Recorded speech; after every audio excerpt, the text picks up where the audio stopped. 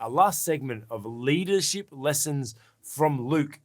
And we're going to be talking about the parable of the sower. Now, I'm not going to read the whole thing, but Jesus is out, he's traveling around, he shares this parable about the farmer went out to sow his seed and scattered around and blah, blah, blah, There's a lot in that I kind of wanted to go into. And I'm like, no, that's a whole sermon. But I want to focus on, one part of like the second part of verse 8. When he said this, he called out, he who has ears to hear, let him hear. In verse 9, his disciples are, I don't even think I said the verse. Luke 8, verse 8b, when he said this, he called out, he who has ears to hear, let him hear. Then verse 9, his disciples asked him what this parable meant. He said, the knowledgeable of the secrets of the kingdom of God, the knowledge, my reading's terrible today. The knowledge of the secrets of the kingdom of God has been given to you, but to others I speak in parables, so that though seeing, they may not see, though hearing, they may not understand. And I think that this is one big lesson. This is part of one of the keys that we speak about. Is this my first shameless plug today? Shameless plug for our free leadership development program. Link down in description. Go and check it out. We start out by helping you discover your purpose and as a person and your calling, so then you can step out and manage to lead through your purpose and help other people discover their purposes as well. But this is one of the key principles that we talk about in this is when we communicate, we need to know who we're communicating to at what time. Going back to kind of what Frank did is he kind of gave examples and everything like that, but he shared some of those stories because some people are just there for a show. And so he shared a story so that people would be entertained with a story. Because there's some people that are just there for a show. Other people are there to actually learn. And so I think we need to be aware as leaders that most of the time, not everyone is there to actually learn from you, to actually listen to you, to actually hear what you have to say. Although they have ears, they don't hear. Although they see, they don't actually see it. And so one of the key things is just knowing who you're communicating to and you know how to communicate to them. If you're communicating to people that just don't get it, you can't force it. That's why I love using metaphors, right? I've used metaphors for as long as I can remember. And that's why I use these news articles for us to share, because it's like, here's a little bit of a story for you to kind of attach a bit of metaphor so you can kind of get it if you get the general concept. Now, there are a lot of people that watch this that they have ears, but they don't hear, right? We get so many negative comments below about people having a go at a single thing that we said or the actual topic and having a go at a negative leader that we maybe talking about at the time. And it's really interesting. Like, those people, they just don't see it, right? Have you ever had that conversation with people that they just don't get it? They just don't get it. And, as Einstein, well, I don't even know if it's Einstein, but it's been credited to Einstein. He said, if you're arguing with a stupid person, it makes two. Right. So sometimes it's not worth getting into it. Right. So when we're communicating, know who we're communicating to. Be able to filter and balance your communication to who you're communicating to. That's what Jesus said here. He goes, I speak in parables to these people because they just want to hear a story. So they're not going to actually understand it. But I'm going to teach you, my disciples, because you have open hearts, you've got open minds, and you're ready and willing to learn. That's kind of my challenge to you as leaders, is make sure that when you're communicating to people, know, where do these people fit? Are they just simple observers? Are they Do I need to teach them a little bit more? Do I just share an anecdote? What is it that I do? Because how you communicate should differ to who you're communicating with.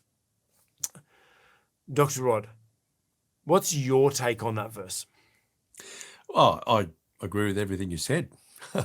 It's as simple as that. It's a great parable, or if you like, metaphor, a story that Jesus used to make a point. And the point was simply this: people receive and process news, information, communication differently. In the context of this particular parable, the difference among the hearers was the state of their heart. And you've alluded to the fact some people will come to a lecture or a meeting or some interaction with varying levels of engagement. Some people are ready, willing, and able to engage. Other people they're just not, for whatever reason, at the point where they really want to engage. So they may give the appearance of hearing, but they're not really processing anything. They're not actively listening, and they certainly have no intention of allowing the communication to change the way in which they think or behave. Now, as a communicator, you may be able to do something about that, because as you've already said, the way in which you communicate needs to adjust depending on the people that you're communicating with. And look, as a lecturer, I've been lecturing for over 40 years now, and you know that some people come into your classroom, they're not the least bit interested. Yeah. There are some who are even less interested than that. They don't come at all. And I guess we've made it easy with digital communication now. We can record our lecture even if nobody's there. And to tell you the truth, I have done that. I have recorded a lecture. Nobody in the class turned up, but there it was put up on the learning management system. And if students wanted to, they could come and watch later on. So look, Jesus was very wise, right? We know that. And I think this is a great parable, because the lesson we learn as leaders who are trying to communicate is that, our audience isn't made up of people who are all the same. And maybe we do need different ways of communicating. And really, the parable is about the state of the heart of the receiver. We do need to be aware of that as leaders who are trying to communicate. Yeah, I kind of skipped over that bit because I wanted to just jump to that verse, but he talks about the sower sowing seed in good soil and bad soil and short soil. Some, the weeds choke it up and all that. Like, there's all these things. Understand that it's not just people willing to receive and people not willing to receive. I think that there's another thing that I want to emphasize to leaders is, if this parable says that sometimes people hear and they love it, but they get caught up with the worries of life. You as a leader, that thing that you're communicating is the most important thing to you in your world. But understand that other people are going through their own stuff. People have things going on that they may hear, they may agree, you may have people that are at work, that are working for you, and you're trying to help them, you're trying to get them to perform, but you don't know, like maybe they're having issues at home with their wife, maybe their kids are sick, maybe we don't know what's actually going on in people's worlds. Sometimes you may give them instructions and then they go away.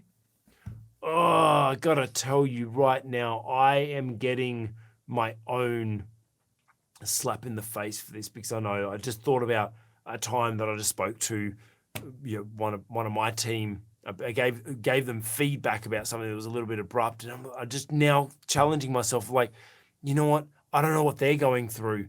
I don't actually know what they're going through. I don't know where they're at. And I just gave them some negative feedback and kind of grumpily gave them negative feedback about something. Maybe I wasn't at my best as a leader, but we don't know what they're going through in their own life that's causing them to negatively or poorly perform. So kind of going back to that original thing that Dr. Rob and I spoke about was about relationship. It's important as leaders that to communicate with people through relationship, understanding that Sometimes people just aren't interested. Some people are. Some people are, but they're distracted and they've got other things going on in the world. Just remember, I think we need to be empathetic with where people are at and be able to communicate to them effectively. Hey, you've just watched an excerpt from the On the Cube with Leadership podcast. If you've liked that, give it a thumbs up. If you've got any thoughts of how it challenged or helped your leadership, put a comment below. And we'd be honored if you would consider subscribing for more leadership content. Also, make sure you check out the playlist for more episodes like this.